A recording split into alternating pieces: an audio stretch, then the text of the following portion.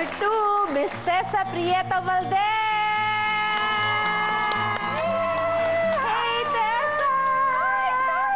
Thanks for being here! Kaya naman! Bilib ako?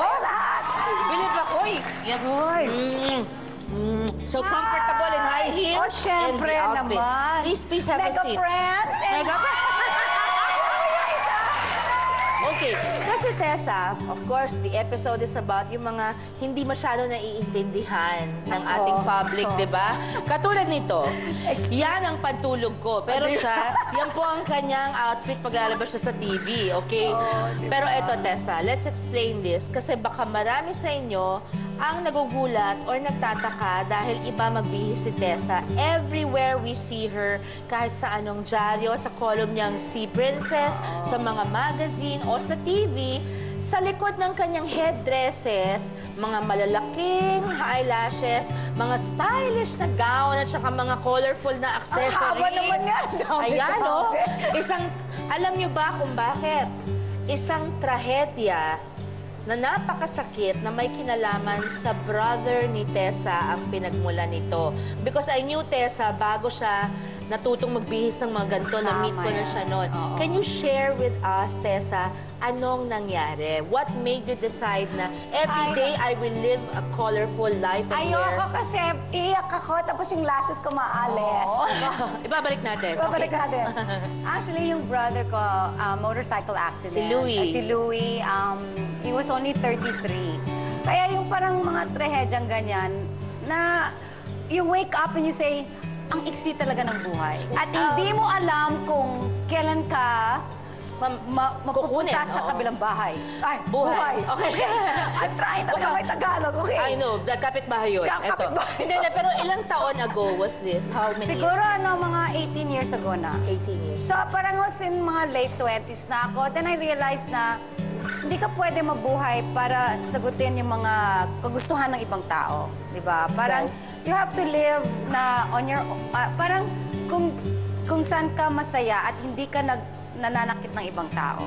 Nung pumanaw ang mahal na mahal mong kapatid na si Louie, doon ka nag-decide na life's too short to waste on being too safe, di ba? Parang yung mga gusto ko na parang wala akong...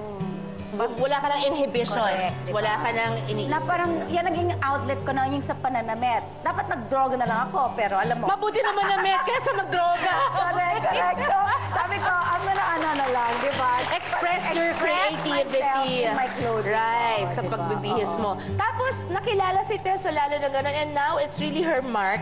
Kaya, and she makes me, I don't know, she makes me smile when I see her. Alam mo, yung mga hindi ko na pinapansin ng mga tao na sabi, grabe siya naman, weird, mga ganyan. May luka-luka naman yung mga headdress. Mga ganyan, kasi hindi naman ako, sobrang ordinaryo ka naman.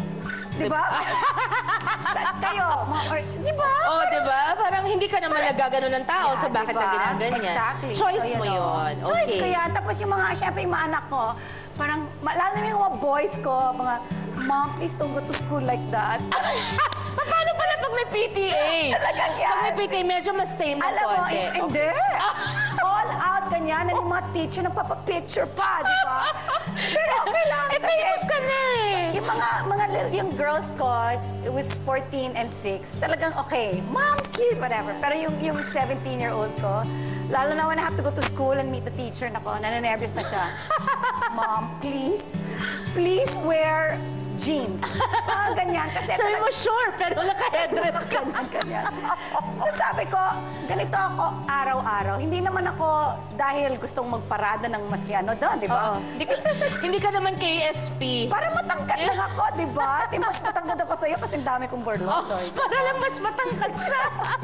Okay, grandiosa, social. Ilan lang yan sa mga description na dinidikit sa pangalan mo, Tessa. Pero sa likod ng ilang feature articles na lumalabas tungkol sa'yo, sinasabing, and I agree with these articles, okay, na you are probably one of the most down-to-earth persons na mamimit namin ever dito sa industry namin. At sa, well, wherever, di ba? Kasi it's true, she's very, Well, you're Wag humble. mo na akong payakit. I'm telling you, Oh, maalis you ko rin know lashes what? ko. No, this is from the bottom of my heart. No, but really. And I love you talaga. Thank you so much. Thank you. No, but you're really humble. Thank And you make me smile when I see you because you remind me also of how short life is. Oo, diba? So talagang importante talaga na you make a difference to other people who do not know you. Kasi syempre, you make a difference na mga Kilala nagmamahal ka sa'yo, na, di ba? Ganyan. oo. Pero kung mga tao, you touch them in a way na they'll never forget, grabing blessings bumabalik talaga, nang umaapaw na talagang grabe-grabe. So parang you do it not because you want to show off or ganyan-ganyan, but from your heart talaga, and it really comes out. Right. And because nakakato ako ng ganito, I know I'm blessed, di ba, you better share it na rin. That's And true. Di ba? I just also have to stress, si Tessa kasi, bukod sa marami siyang charity projects, alam niyo po, napakaganda ng pamilya niya. Yung husband niya, he's a very good husband, he's a good father, she has great kids, napakabuting ina. Diba? So it's a fun family, Oo. di ba? Sabi ng asawa ko nga, parang araw-araw iba yung kasama niya sa bahay. Kasi minsan blonde ako, minsan red hair, Minsan si di ba? Marilyn Monroe. Minsan naka-red hair, di ba? So talagang saya-saya lagi sa bahay namin. Pati yung mga yaya ko naka-costume rin sila, di ba? Kunyari, Anong costumes ni Yaya? Dapat may theme yung Hula-hula. uniform. Kunyari, meron kaming parang Halloween, Valentine's Day, at may Christmas outfit sila, di ba? So, Ayun, anyway, ito, paano mo naman nagagamit ang pagiging fashionista mo, Tessa, sa pagkakawang gawa mo, your charitable work? I have a big parang ball, charity ball every year na for the benefit of Red Cross, and we support yung parang top Filipino designers. So because I'm in the fashion industry na Yes. rin, di ba? Even if I'm a designer, yung mga designers pumunta sa akin. Tapos every year meron kami. We start off with Raho Laurel, then Dennis Raho. Lustico. Tapos itong dalawa, famous na rin sila sa abroad, Michael Cinco and Fern One. Oh, that's nice, ah. America's Next Top Model din natin. Wow!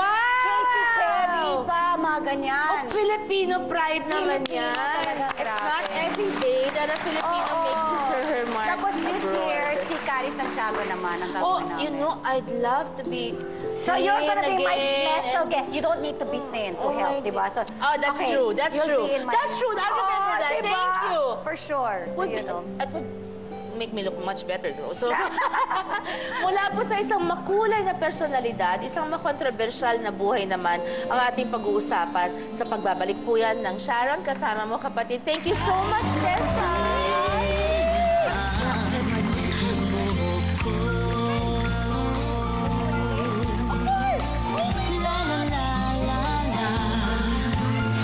Kontrabida ka sa buhay ni Doktora Vicky Bello at syempre, pinasok mo pa rin kasi daw ang relationship with Hayden ko